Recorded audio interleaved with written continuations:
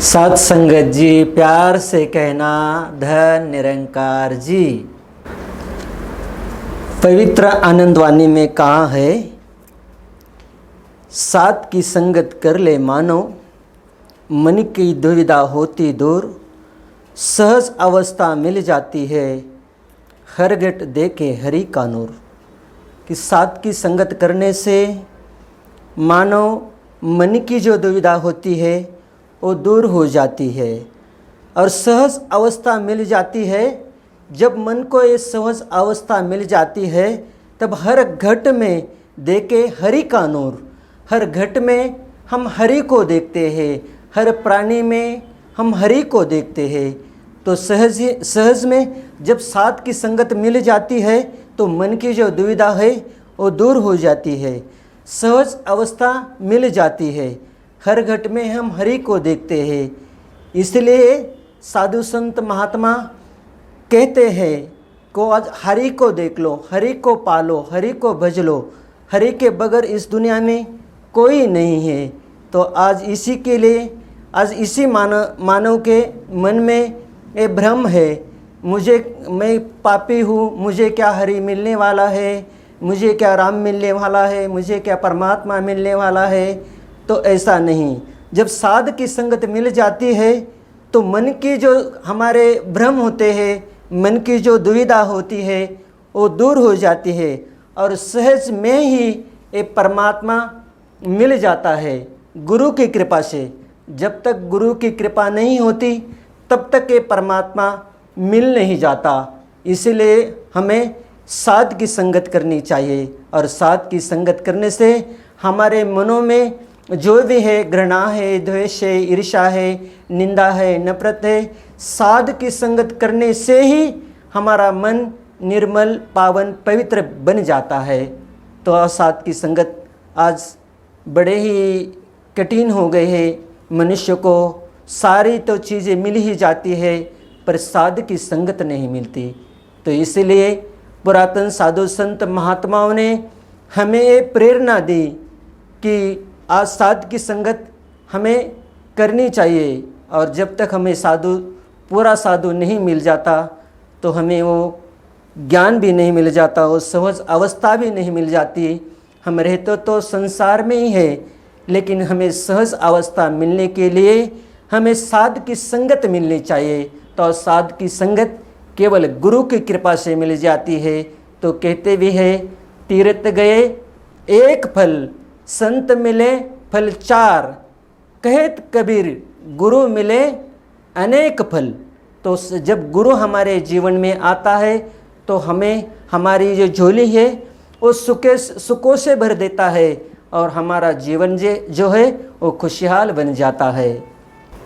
और साध की संगत जब हमारे जीवन में मिल जाती है तो हमारे मन की जो दुविधा है दूर तो हो ही जाती है, लेकिन हमारा जो मन भटकता है इधर उधर, तो ये भी मन है वो शांत हो जाता है। इसलिए साधु संत महात्माओं ने हमें बार बार यही प्रेरणा दी कि ऊठ मुसाफिर भोर भई, अब रहन कहाँ तू सोत है। जो सोत है वो खोत है, जो जागत है वो पावत है।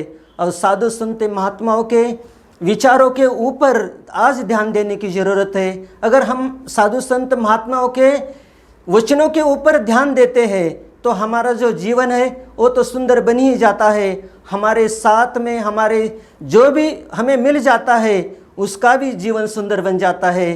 तो आज हमें ज़रूरत है साध की संगत करने से।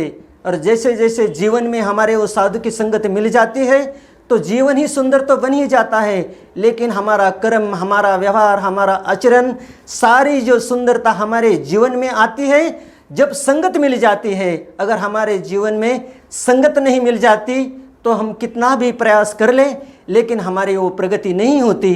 तो आज ज़रूरत है साधु की संगत करने की। तो हमें उठत बैठत तो हरि का संग ही करना है। उठत इसलिए कहा है साधु संत महात्माओं ने, उठत बैठत हरि भजो, साधु संग प्रीत, नानक दूर मति छुट गई, पार ब्रह्म बसे चित। इस पार ब्रह्म निराकार परमात्मा जब हमारे चित्त में बैठता है, तब जब साध की संगत मिलती है तब हमारे मनों में वो परमात्मा बैठता है, हमारे चित्त में वो परमात्मा बैठता है। सारी हम संसार में रहते हैं, इधर उधर की सारी संसार के बातें हमारे जीवन में होती है, लेकिन जब साधु संत महात्माओं का कोई वचन हमारे मनों में ध्यान में आ जाता है, तुरंत ही हमारा जो मन है इस निर्गुण निरंकार परमात्मा के ऊपर ही सहज में ही लग जाता है। तो हमारे अंग संग में परमात्मा है, ये निर्गुण निरंकार है, हर घट में है, ये कण कण में है, ये अविनाशी है, ये परमात्मा है। तो एक केवल समझ हमारे जीवन में तब आई जब साध की संगत मिल गई, और जब साध की संगत मिल गई तो हमारा जीवन ही सुंदर बन गया। और जब ये सुंदर जीवन बन गया, हमारे साथ में, हमारे अड़ोस में, पड़ोस में जो भी साध संगत में आया उसका भी जीवन सुंदर बन गया। और जिधर देखा वो नज़ारा सुंदरता का वही देखने को मिला। जब जब संगत में कोई भी महात्मा सज्जन मिल जाते हैं, एक दूसरे के चरणों के ऊपर गिर जाते हैं, नमस्कार करते हैं, और तब इस चर्चा हो जाती है कि साध की संगत करने से जीवन में जो भी कठिनाई होती है, जो भी परेशानी होती है, जो भी दुख होता है वो दूर हो जाता है। केवल साधु आते ही इस जीवन में परोपकार के लिए आते हैं। और जब जब ये साधु आए इस धरती पर, उन्होंने यही प्रयास किया, यही कार्य किया कि हमारा जो मानव तन है, इस जब एक अलग जो मानव तन जो मिला है, ये मानव तन किसी के काम में आ जाए, ये परोपकार में लग जाए। तो इसीलिए मानवता का ये जो संदेश है, हमेशा मानवता का मिशन है। आज तो यही मानवता का मिशन हमें संदेश दे रहा है कि हमने मानव से प्यार करना है, मानव के साथ में वो सद्व्यवहार करना है, वो मानव को एक दूसरे को ऊपर उठाने के लिए ही हमने प्रयास करना है। और पुरातन साधु संत महात्माओं ने यही प्रयास किया जी। साध संगत जी, प्यार से कहना धन निरंकार जी।